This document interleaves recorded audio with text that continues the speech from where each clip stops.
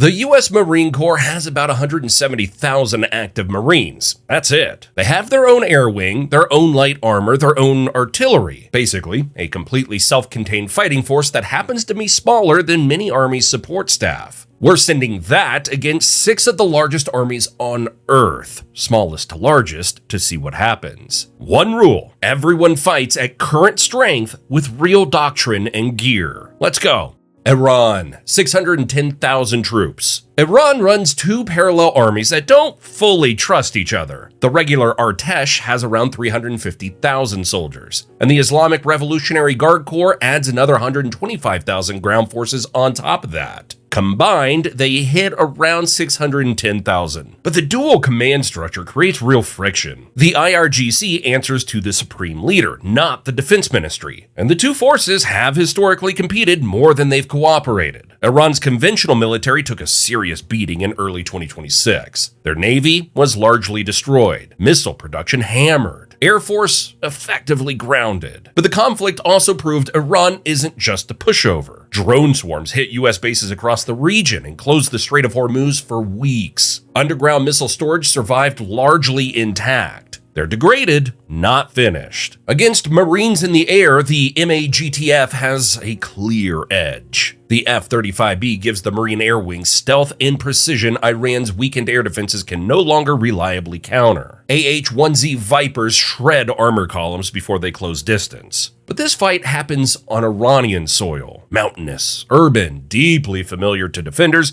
who have spent decades preparing for exactly this scenario. Every U.S. military engagement in the Middle East has shown that even a technologically outmatched force can make an occupying power pay an enormous price through terrain, attrition, and the sheer cost of being far from home. Marines are built for the first brutal punch, not a grinding war of inches through Iranian cities and mountains. That's where this gets genuinely dangerous. U.S. Marines win this one 65%.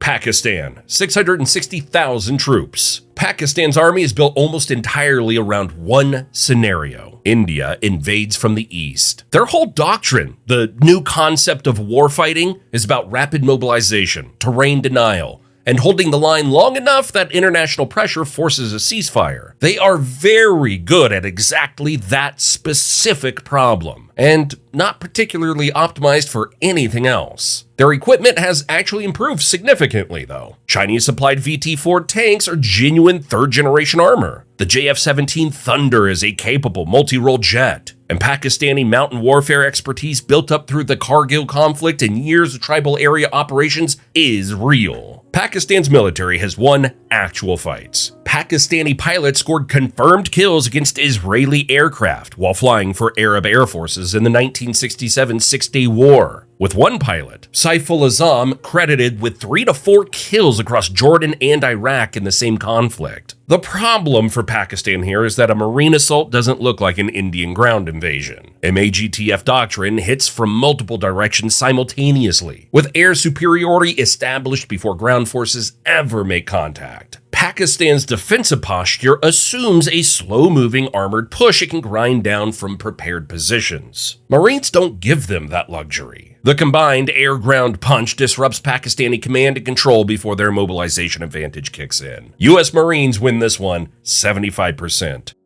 North Korea, 1,280,000 troops. North Korea has the most militarized society on the planet. Every able-bodied male serves 10 years. Their entire economy, culture, and political system exists to feed the military. The result is 1.28 million active soldiers, an artillery inventory of over 20,000 pieces, with around 500 long-range systems, Koksan 170mm guns and 240mm rocket launchers, specifically zeroed in on Seoul from positions north of the DMZ, and a special operations force of around 200,000 trained specifically for infiltration, sabotage, and command decapitation behind enemy lines. Those 500 long-range systems can reportedly fire between 2,000 and 4,000 rounds per minute at Seoul, a barrage rate that's almost impossible to fully absorb. Their SOF element is also genuinely dangerous. Marines would face a real threat from small unit infiltration and rear area attacks that their forward-focused doctrine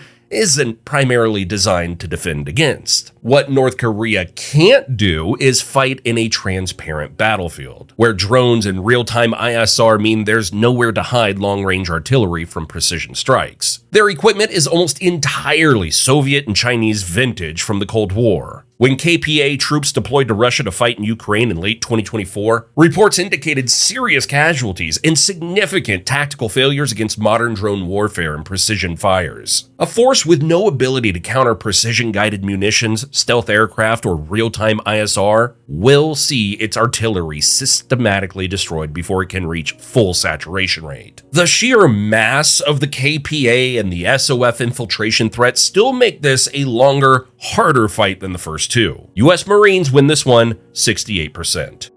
Russia, 1,320,000 troops. Russia's army in 2026 is not the army it was on paper before Ukraine. 4 years of grinding, attritional warfare exposed serious failures in combined arms maneuvers, logistics, and officer quality. The response has been to lean into what works: an artillery-first model, mass fires fed by drone ISR, grinding positional advantages, small unit pushes instead of large operational maneuvers. Brutal and slow, but it's been effective enough. What Russia does genuinely well is electronic warfare. Their EW systems, Boris-Glebsk 2 and Lear 3, have degraded Western precision-guided munitions significantly in Ukraine. GPS-guided bombs and Excalibur artillery rounds losing accuracy in heavily jammed environments. That's not a theoretical capability. It's a proven one from years of real combat. It directly threatens the precision fires that make a MAGTF work. They also have real modern armor in the T-90M Proryv, real layered air defense in the S-400 systems, and Iskander ballistic missiles. Marines would struggle against Russia's EW environment in a way they wouldn't against any other force on this list. F-35Bs have some resistance to jamming, but the ground precision fires component of the MAGTF becomes less reliable. Russia's artillery mass, even at reduced accuracy, is still devastating at scale. The asymmetry here is real. Marines can hurt Russia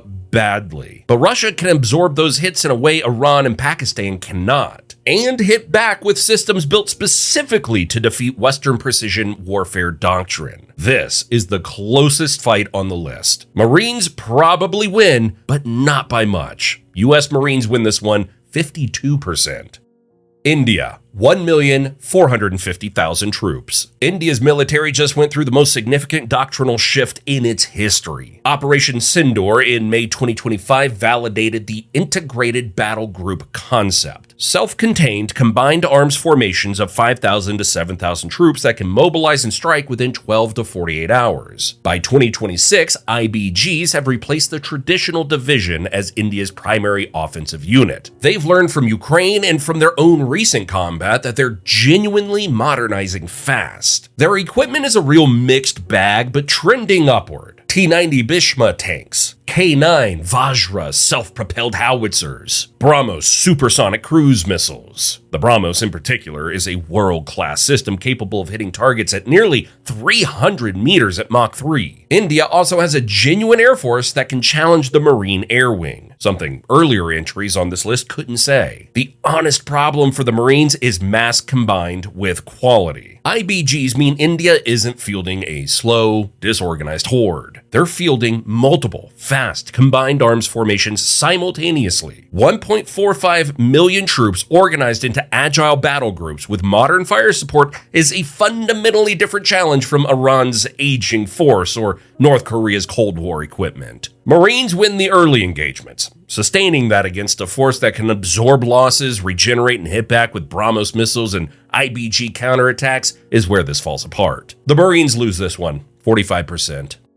China, 2,035,000 troops. China has the largest active military on Earth, a $266 billion defense budget, and modern equipment across the board. Type 99A tanks, 5,250 armored fighting vehicles, 3,060 aircraft, and a doctrine built around information dominance, deception, and destroying enemy command systems before the first shot is fired. They've been watching the US military fight for 40 years and have specifically built their force to defeat how Americans fight. The PLA's single biggest weakness is combat experience. They haven't fought a real war since 1979. Their entire officer and NCO corps has never been in combat. The command culture is deeply hierarchical, politically controlled, and rewards compliance over initiative. Exactly the wrong culture for the fast, decentralized, chaotic environment of modern combat. Russia walked into Ukraine with similar paper strength and similar combat inexperience and paid for it badly in the first months. But China is not Russia. Their training programs are far more intensive. Their equipment is genuinely modern, and 2,035,000 soldiers with real combined arms doctrine is something no 170,000 man force has ever faced and won. The Marine Air Wing faces its toughest test against Chinese integrated air defense and J-20 stealth fighters. Ground precision fires run into Chinese EW systems built specifically to defeat them. Marines would inflict serious damage, but this isn't a fight 170,000 people win against a ground force of nearly 1 million, backed by the full weight of the world's largest military. The Marines lose this one, 28%. And what if US Marines fought history's greatest empires? That video is right there on your screen. Thanks for watching.